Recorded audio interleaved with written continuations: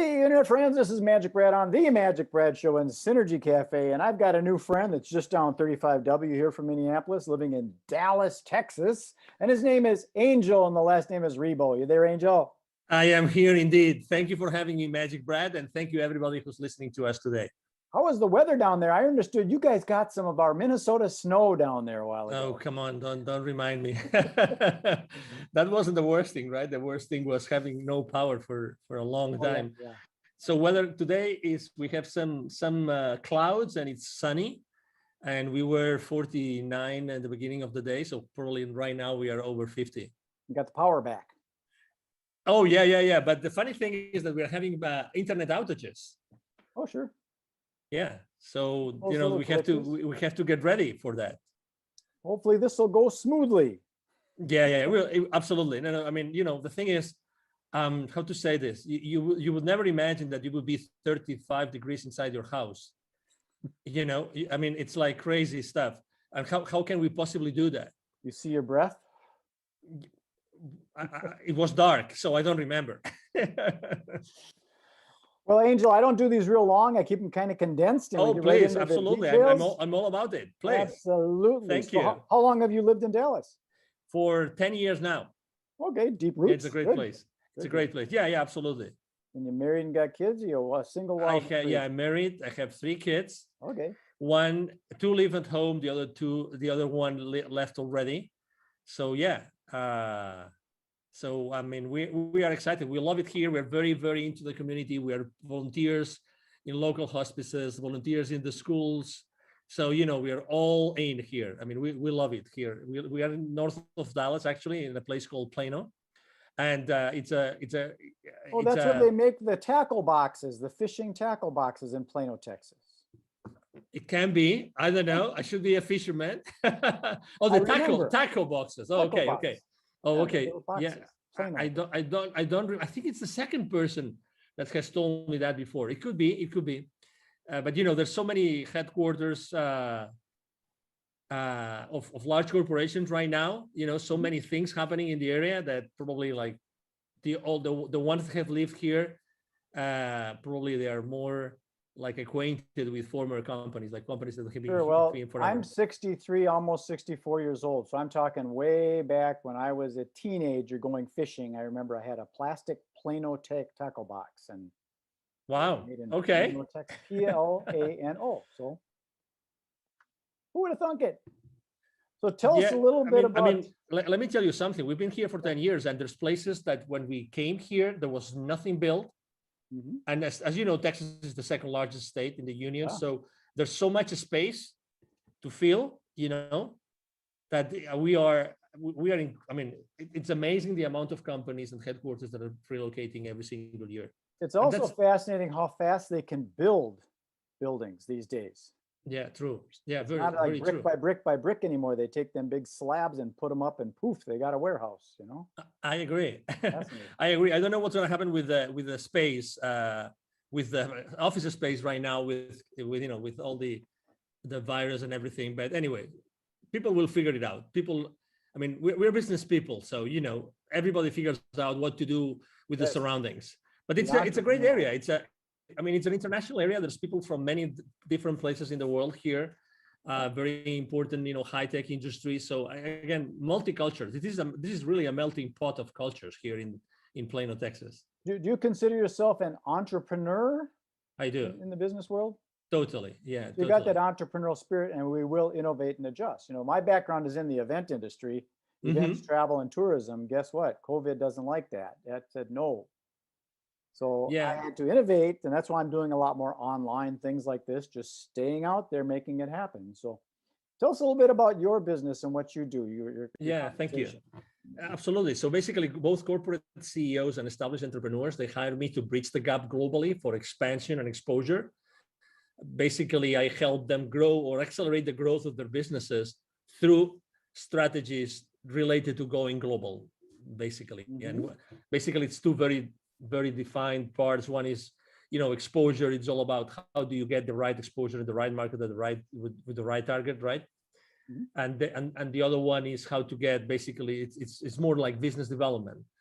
how to find the right clients or partners or partnerships or distributors or resellers.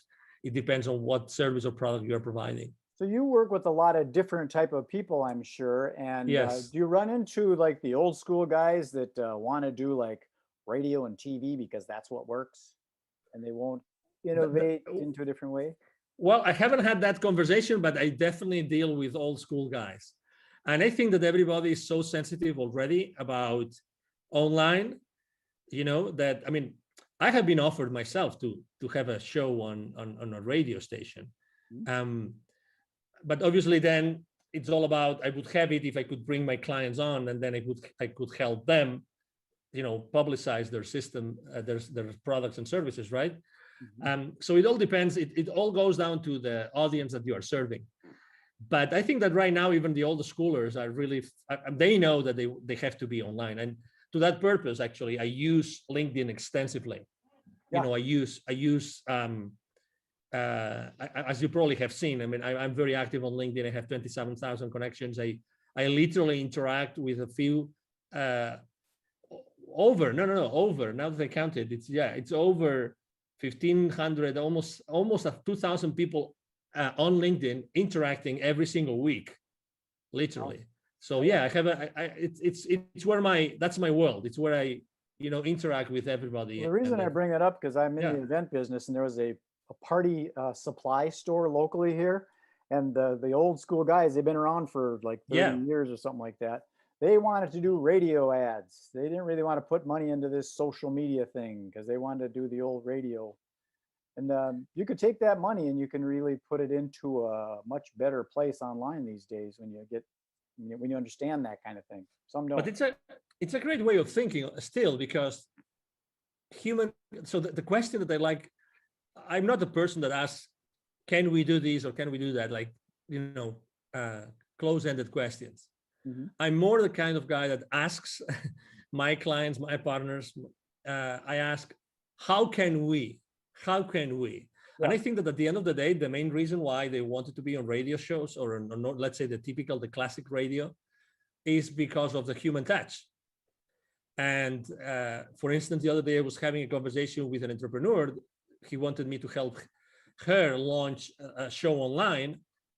And actually we ended up thinking of how do we make this show online as the old radio shows in which people they would never miss the show. They already knew at what time it was every single week. Right. And they wanted to be there, and they wanted to make phone calls to the show and actually ask them questions live, right. These kind of things, and then the radio shows were many different things, but number one, they were informative, but more importantly, they would accompany you, right? They would be your buddies. You know what I mean? If you felt kind of alone or you didn't know what to do, you would go to those programs because you like the host or co-hosts, right? And it's a place where you wanted to be heard and you were curious about the questions of others. So if you realize this, it's like, how do you keep the human connection alive, having an online interaction? That's the question I'm answering myself for my clients every single day. That's exactly what I do. Yeah, it's the human engagement, and like you said, the Q&A kind of thing where you're actually talking and solving problems, and so it might be more applicable. So it's always good to ask those open-ended questions, the who, what, where, when, how, why, to get information in rather than saying this is the way it should be. Yes, sir. Exactly. Are there any specific niches that you work in? Do you work in like that's a great question. Real estate? That's a great question. To be honest, historically, I was working with literally every single industry. Today, it's more related to the mindset of the owner, CEO, entrepreneur, more than to any industry. I really don't think there's any industry I have not worked. To be honest. So you prefer to work with the owner operator rather than going through the red tape of the committee and the board and all that kind of stuff? No, that's a great question again. No, I don't mind, because I'm good. I'm good physically. Let's say I like to have the face-to-face, Yeah. So that's where I am really, I mean, if I may say, right, humbly speaking, good at. I'm good at being face-to-face with people, talking to people, listening to people, and understanding what they want so that I can provide them with what they need. So to your question, I really like when there's a structure already in place, because that makes things easier. But Sure. that's for corporations, right? But I work a lot with entrepreneurs. So, it's all about the mindset of the person you're working with rather than the kind of company, either size or industry, really. Sure. Yeah, because sometimes people are concerned about their competition, Yeah. and maybe there is no competition. You're just in your own lane. Depends on how Yeah. fast you want to drive. But yeah, and that's one of the reasons why, for instance, last year here in the Dallas business arena, I was helping an accelerator with their entrepreneurs and startup owners. And we did a couple of webinars throughout the year, last year, about pivoting in times of crisis. And a lot of entrepreneurs, while pivoting, is like you are starting over your business, right? Somehow. So they were afraid of, oh, is there competition or there is no competition? I think that's the wrong question, very, very humbly speaking, okay? I think that's the wrong question. The thing is, I mean, do I really like what I'm going to do or to sell? Mm-hmm. Do I have the expertise? Is there an audience for this? And are they going to pay for it? If you're able to answer those 4 questions, then the competition really becomes irrelevant. Because right. If you're able to do yourself, you're able to do something better than the competition, if there's competition, then you're going to thrive. So the question is rather not if there's competition, is how can I differentiate myself? And again, I also believe that the same way I told you before that I don't pick like industries, or I don't pick company sizes, or profiles. I pick mindset. I think it's the exact same way. I think that even if you provide the same service as someone else, I think that you are going to be, there's still going to be an audience, because people will like you as opposed to someone else. You know what I mean? I agree. So let's say you and I, we both provide the same service. By nature, there's going to be people that naturally will be attracted to you, and other will be attracted to me. Sure. Just because of who you are, even because of your physical appearance, the way you speak, your accent. I mean, there's so many variables. I mean, your experience in life, right? There's so many things. I agree. So that's why I think that it all depends on how badly you want to do this, how really enthusiastic and passionate you are about providing a specific service or selling a specific product, rather than the competition. I'm very skeptical about cutting someone's wings because of the competition. Very skeptical. Yeah, I've never really understood the competition in business, because if you look at it, McDonald's and Burger King and Coca-Cola and Pepsi are still there, so nobody's won. There is no goal. There's no end goal like there is in a sports game, where there's a goal and a time that runs out. And there are more and more. It's funny that you mentioned this, because if you go to the central markets or to the Whole Foods markets and these places, you will see that there's probably like 4 or 5 more brands of cola, of cola, refreshment. Yes. There are already. And if you go, actually, I remember when I was still living in Latin America 11, 12 years ago, there was actually a very, very popular soda brand that was from Peru that was competing head to head with both Pepsi and Coca-Cola. And that was, again, 12 years ago, and they started 20 plus years I'm in ago. agreement with that. I think it's, if your mother and father competed, you wouldn't be here. Exactly. You got to work together. Which ends up, which eventually takes you to a place where, okay, so how can I collaborate as opposed to compete? I agree. Maybe so that's why there are so many ways. There. I'm building out a thing called the Synergy Collaborative, because that's what it is. It's working together. Figure out how can we don't want to take and share the pie, but let's make a bigger pie. So let me tell you something. So every time I speak about the main mistakes that entrepreneurs make when they start their own journey, collaboration is one of the main mistakes. Number 1, because it's a blind spot for them. And number 2, because they are afraid of it. And number 3, because they're not able to do it. They don't know how to do it. It sounds crazy, but if you analyze it, and you said it great, Magic Brad, we are not taught on how to collaborate. How many subjects did you have? How many periods did you have in your elementary or middle or high schools about collaborating. What's the right way for collaborating? Well, our brains are functioning with the left and the right. So we already got that good and evil and the black and white and the separation. You got to realize that there is a gray. Yeah, but also again, how do you collaborate? How much do you give and how much do you expect in return? Mm-hmm. So it's funny, but I really believe that we are very bad in collaboration. Very bad. I agree. It's an you kind of wonder, okay, I put in, 100 hours, you only put in 70 hours, and how come we're splitting 50-50? Yes. So I understand our mind thinks logically like that. Yes. I have another question about who do you serve? Are you in a specific geographic area? Do you prefer the United States, North America, or is it global? Doesn't matter to you? Yeah. So I've had in the last 5 years of my business, I've had clients in Europe, in Latin America, in Asia, in Australia, in Canada. So I have customers all over the place. So when it comes down to helping companies go global, there's really, I take clients from almost everywhere in the world. Right now, actually, I'm working on two projects, and one of them is in Asia, like large expansion projects. And there's really no geographical origin. Obviously, I have a very important footprint here in the Dallas area because I'm here. So there's a lot of executives that know me and know who I am, right? Because they see me around. But my clients really come from anywhere in the world because of the online world. Because some of the things that I'm working on, it's hard for me to work with someone over in Singapore or Bali, Indonesia, because the calendar is so flip-flopped. We're going to meet on Monday, but guess what? It's Tuesday there. Yeah. So I try and stay in the central time zone as much as I can, but to each his own, Yeah.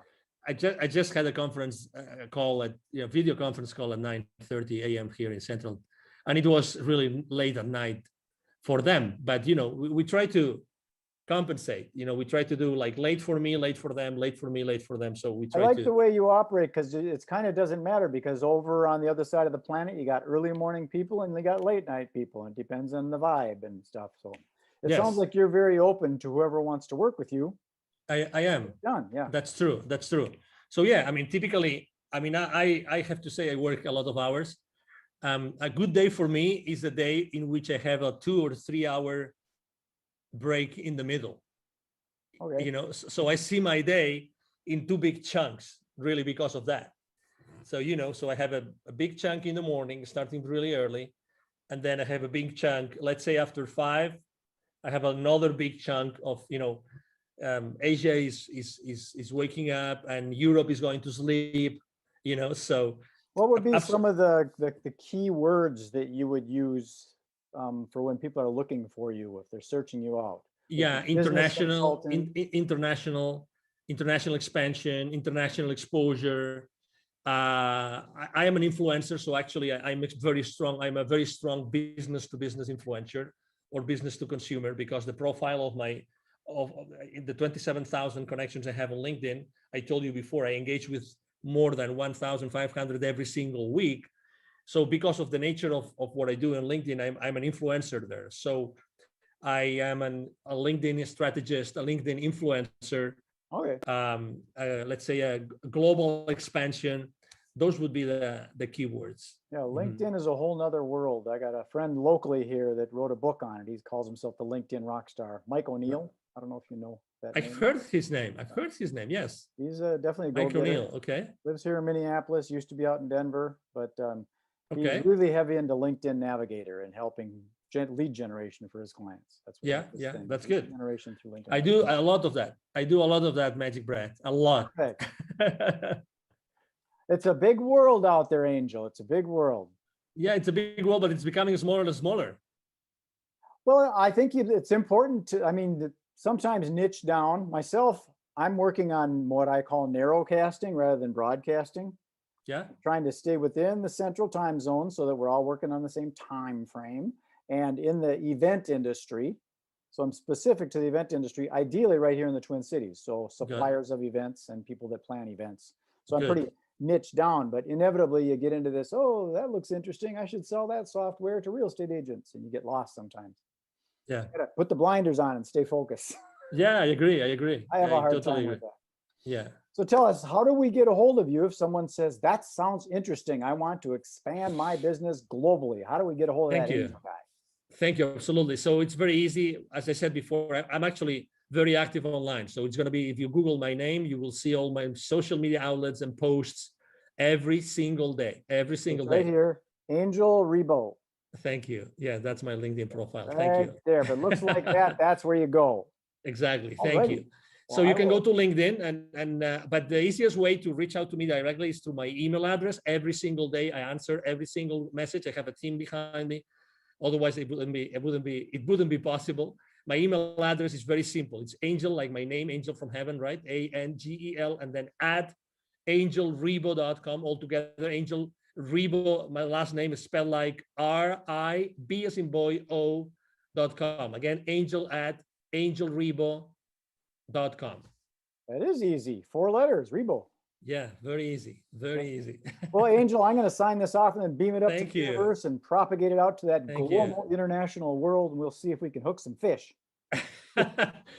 Magic Brad, it's been a pleasure to be here. Thank you for the opportunity to be, in front of your audience and to be able to have this conversation. I really liked it and enjoyed it.